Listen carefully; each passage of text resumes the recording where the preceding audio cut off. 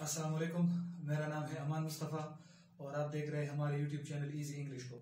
आज के इस वीडियो में हम डिस्कस करेंगे प्रीपोजिशन को।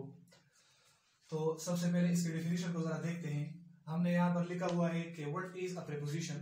प्रीपोजिशन जो है ये क्या होता है और इसका जो है ना ये फंक्शन क्या होता है, तो ये सब हम इस वीडियो में डिस्कस करेंगे। तो यहाँ पर हमने डेफिनेशन कुछ यूं लिखा है कि a word which shows relationship between two things. A word एक ऐसा लफ्ज विच शोज जो कि हमें बताता है रिलेशनशिप या जाहिर करता है रिलेशनशिप मीन रिश्ता या रिलेशनशिप की मान यहाँ पर हम ताल्लुक भी बता सकते हैं बिटवीन के दरमियान, टू थिंग्स दो चीजों के दरमियान। तो प्रीपोजिशन का ये जो फंक्शन है वो कुछ यूं होगा कि प्रीपोजिशन का जो वर्ड है ये हमें दो चीजों के दरमियान, दो अल्फाज के दरमियान ये हमें ताल्लुक जाहिर करेगा, ये हमें रिश्ता बताएगा। अगर आपको समझ ना लगे तो हमने यहाँ पर कुछ एग्जाम्पल लिखा है, तो hope you will understand by the example. तो सबसे पहला एग्जाम्पल हमने ये लिखा है कि the book is the table. ये एग्जाम्पल हमने लिखा है। तो अगर इस जुमले की मानी को हम देखें, यहाँ पर हमने लिखा है द बुक इज।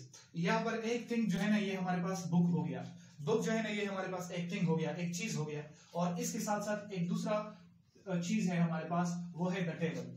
तो यहाँ पर एक किताब हो गई और यहाँ पर एक मेज हो गया। तो दोनों चीजें हैं।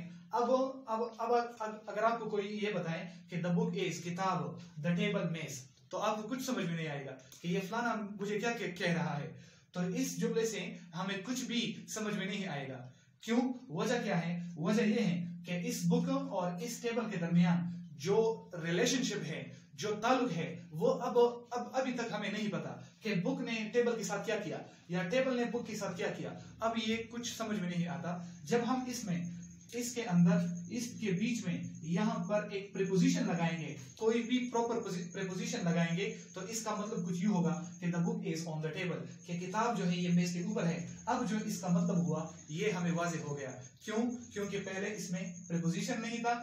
तो जब प्रीपोजिशन नहीं था तो ये कंसेप्ट जो था वो क्लियर नहीं था। जब इसमें हमने प्रीपोजिशन का ऐड किया, इसमें हमने प्रॉपर प्रीपोजिशन को लगाया, ऑन को लगाया, तो इसका मतलब कुछ यूं हुआ कि the book is on the table, किताब में इसके ऊपर है। अब जो है ना ये रिश्ता मालूम पड़ गया, ये ताल्लुक जो है ना ये मालूम हो गया कि इन दोनों के दरमियान ताल्लुक ये है कि किताब जो है वो मेज के ऊपर पड़ा हुआ है।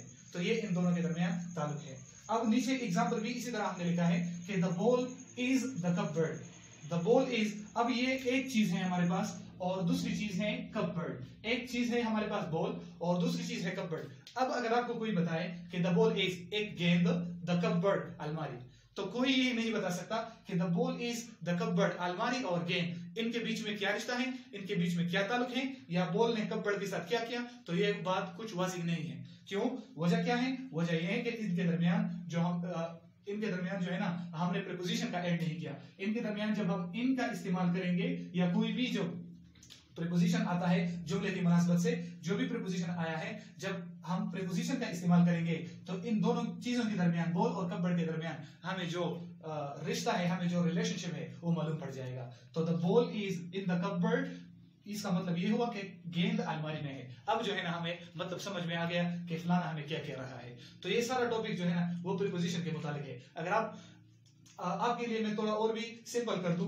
कि प्रीपोजिशन जो है ये दो ऐसी चीजों के दरमियान ताल्लुक बताता है कि एक चीज हमारे पास जुमले में नाउन हो, दूसरा भी नाउन हो, तो ये नाउन और नाउन के दरमियान में हमें एक ताल्लुक बताता है। इसके अलावा प्रीपोजिशन जो है वो नाउन और प्रोनाउन के दरमियान भी हमें ताल्लुक बताता है, ताल्लुक जाहिर करता है। इसके अलावा ये प्रोनाउन और नाउन के बीच में भी ताल्लुक जाहिर करता है। इसके अलावा ये प्रोनाउन और दूसरे प्रोनाउन के बीच में भी ताल्लुक हमें जाहिर करता है। तो अब हम कुछ प्रीपोजिशन को देखेंगे जो कॉमनली यूज प्रीपोजिशन है। जिस तरह इन हो गया, इन जो है ना हमारे पास प्रीपोजिशन है, इसको हम देखेंगे कि ये कहां पर इस्तेमाल होता है। और इसके साथ साथ ऑन हो गया, इसके साथ साथ अट हो गया, इसके साथ साथ बाई हो गया। तो ये कुछ प्रीपोजिशन है, उनके जो इस्तेमालात हैं, उनकी जो यूसेज। जी स्टूडेंट्स, तो यहाँ पर हमने लिखा है कुछ प्रीपोजिशन को। इनके अलावा और भी प्रीपोजिशन है हमारे पास, लेकिन ये जो है इनके दरमियान हमेशा कंफ्यूजन रहती है कि सर हम अट को कहां पर इस्तेमाल करेंगे, इनको कहां पर इस्तेमाल करेंगे, ऑन, बाय और फॉर, इनको हम कहां पर इस्तेमाल करेंगे। तो ये सारा चार्ट, सारा लिस्ट जो है ना ये मैंने बनाया है, तो होप आपको इंशाल्लाह समझ में आ जाएगा। तो सबसे पहले हम बताएंगे कि अट को हम कहां पर इस्तेमाल करते हैं। सबको मालूम है कि अट एक ऐसी चीज के लिए इस्तेमाल होती है जो एक स्पेसिफिक हो, जो कि एक खास चीज हो। लेकिन उनकी लिस्ट जो है ना वो हमने बनाई है कि इन चीजों के साथ आप अट का इस्तेमाल कर सकते हैं। ये नीचे जो चीजें हैं इनके साथ ना तो आप इन का इस्तेमाल कर सकते हैं, ना ऑन का, ना बाई का और ना फोर का। वो इन, ऑन, बाई और फोर को हम बाद में देखेंगे। सबसे पहले हम देखते हैं अट को। तो अट जो है ये हमारे पास एक प्रीपोजिशन है और अट जो है ना ये होम के साथ इस्तेमाल होता है। अट होम, अट होम के साथ हम अट का इस्तेमाल करेंगे। इसके साथ साथ वर्क, अट वर्क, इसके साथ साथ अट स्कूल, स्कूल के साथ भी हम अट का इस्तेमाल करते हैं। इसके अलावा अट द एयरपोर्ट, एयरपोर्ट के साथ भी हम अट का इस्तेमाल कर सकते हैं। इसके अलावा अट यूनिवर्सिटी, यूनिवर्सिटी के साथ भी हम अट का इस्तेमाल करते हैं, क्योंकि ये चीजें, सारी चीजें जो हैं ये स्पेसिफिक हैं, तो स्पेसिफिक चीजों के साथ हम अट का इस्तेमाल करेंगे। इसके अलावा टाइम के साथ भी हम अट का इस्तेमाल करेंगे। ऐसा टाइम जो मालूम हो, पॉइंट इन टाइम हो, पीरियड ऑफ टाइम नहीं, पॉइंट इन टाइम के साथ भी हम अट का इस्तेमाल कर सकते हैं। जिस तरह के 5 o'clock, ये एक पॉइंट इन टाइम है, मालूम वक्त है, तो अट का इस्तेमाल हम टाइम के साथ भी कर सकते हैं। कौन से टाइम के साथ? स्पेसिफिक टाइम के साथ। इसके अलावा नाइट हो गया, नाइट भी एक स्पेसिफिक टाइम है। इसके साथ साथ वीकेंड हो गया, एट द वीकेंड, वीकेंड भी एक किस्म का, ये भी एक खास किस्म का स्पेसिफिक चीज है। और इसके साथ साथ हमने ये ब्रैकेट में भी लिखा है, क्यों? क्योंकि वजह ये है कि वीकेंड जो है, एट द वीकेंड, वो इस्तेमाल होता है ब्रिटिश में, और अमेरिकन में जो इस्तेमाल होता है वो ऑन द वीकेंड होता है। तो ये बात ज़हन नशीब कर ले कि एट द वीकेंड ये ब्रिटिश हो गया, और इसके साथ साथ ऑन द वीकेंड जो है, जिसको हम बाद में डिस्कस करेंगे, वो अमेरिकन हो गया। इसके साथ साथ हम अट इस्तेमाल करेंगे एट द स्टेशन, स्टेशन के साथ भी अट का इस्तेमाल किया जाता है। इसके अलावा हम इस्तेमाल करते हैं अट को एट द बॉटम, बॉटम यानी तह में, तह के लिए भी जो है ना हम अट का इस्तेमाल कर सकते हैं। इसके अलावा इन हो गया। इन और अट का जो कंसेप्ट है वो बिल्कुल साफ है, वो बिल्कुल जो है वो डिफरेंट है एक दूसरे से, लेकिन कुछ चीजें जो हैं वो इनमें से सेम भी पाए जाते हैं। इनका इस्तेमाल, इनको हम देखते हैं कि इनको जो है ना वो हम कहां पर इस्तेमाल करेंगे। तो सबसे पहले इनको इस्तेमाल करेंगे in the morning. In the morning जो है वो एक स्पेसिफिक टाइम नहीं है। जिस तरह हमने नाइट बताया, नाइट जो है ये एक स्पेसिफिक टाइम है। इस तरह मिड नाइट हो गया, मिड नाइट भी एक स्पेसिफिक टाइम है, क्योंकि 12 बजे को हम मिड नाइट कहते हैं। इसके अलावा मिड डे जो है वो भी एक स्पेसिफिक टाइम है, वो दिन के 12 बजे को कहा जाता है। तो स्पेसिफिक टाइम के साथ हम अट का इस्तेमाल करेंगे। जो मॉर्निंग हो गया, मॉर्निंग जो है ये एक स्पेसिफिक टाइम नहीं है, ये एक अनस्पेसिफिक टाइम है, कोई खास वक्त नहीं है, इस वजह से हम इनको मॉर्निंग के साथ इस्तेमाल करते हैं। इसके अलावा इन द इवनिंग, इवनिंग भी जो है ये अनस्पेसिफिक टाइम है, ये स्पेसिफिक टाइम नहीं है। इसके अलावा इन दी आफ्टरनून, आफ्टरनून भी जो है ना इसके साथ भी हम इनका इस्तेमाल करते हैं। इसके अलावा इन 1980 मतलब ईयर के साथ, साल के साथ भी हम जो है ना वो इनका इस्तेमाल कर सकते हैं। इसके अलावा मार्च हो गया, मार्च मीन महीने के साथ, जून हो गया, अप्रैल हो गया, जो भी महीने हैं महीनों के साथ भी हम इनका इस्तेमाल करते हैं, क्योंकि ये स्पेसिफिक टाइम नहीं है। इसके अलावा मौसमों के नाम, सीजन जो है हमारे पास, स्प्रिंग, ऑटम, और इसके अलावा विंटर और समर, इनके साथ हम इनका इस्तेमाल करते हैं। इसके अलावा इन दी 1980s और इन 1980, ये दोनों जो है कंप्लीटली ये डिफरेंट कॉन्सेप्ट है, क्योंकि 1980 एक साल का नाम है, और इन दी 1980s इसका मतलब ये हुआ कि 1980 का जो जमाना है उसको 1980s कहा जाता है। तो ये बात गौर कर ले। इसके अलावा इन अ मिनट के साथ भी हम इस्तेमाल कर सकते हैं। इन 2 hours, घंटों के साथ भी कर सकते हैं, सेकंड्स के साथ भी कर सकते हैं, इन सेकंड्स। और इसके अलावा डेज के साथ, दिनों के साथ भी जो है ना हम इनका इस्तेमाल कर सकते हैं। इसके अलावा हम आते हैं ऑन की तरफ, कि ऑन जो है इसको हम कहां पर इस्तेमाल करेंगे।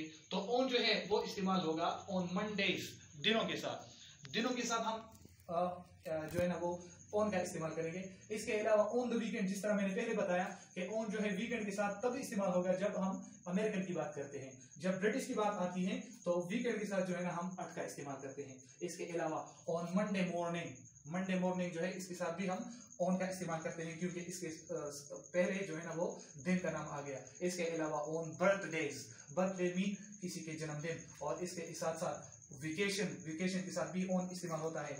ऑन टाइम, ऑन क्रिसमस, जो हमारे जो फेस्टिवल्स है उसके साथ भी जो है ना हम ऑन का इस्तेमाल कर सकते हैं। उसके अलावा ऑन May 15, ये जो डेट है, डेट के साथ भी हम जो है ना वो ऑन का इस्तेमाल करते हैं। इसके अलावा on the bus, on the ship, on the plane, इनके साथ भी जो है ना हम ऑन का इस्तेमाल करते हैं। इसके अलावा बाई को हम देखते हैं कि बाई किस चीज के साथ इस्तेमाल होता है, तो बाई इज अ प्रीपोजिशन, और बाई जो है वो हम इस्तेमाल करते हैं कार के साथ, इसके अलावा ट्रेन के साथ, by train, by ship, by sea, by air के साथ, बाई लैंड जमीन, बाई लैंड के साथ, बाई अंडरग्राउंड के साथ, हिम बाई हिम और बाई हर, इसके साथ by next week, by next month. इन पांचों के जो मीनिंग्स है वो मुख्तलिफ है। अगर मीनिंग के लिहाज से देखा जाए तो आपको शायद समझ में आ जाए कि यहाँ पर इन का इस्तेमाल क्यों होता है, यहाँ पर ऑन, यहाँ पर बाय जो है ना वो इस्तेमाल क्यों होता है। मैंने लिस्ट बनाई है, आप जाके इसकी मानी भी चेक कर सकते हैं कि ये जो है ना इसकी मानी क्या है। मानी के लिहाज से बाय को यहाँ पर हमने क्यों इस्तेमाल किया है।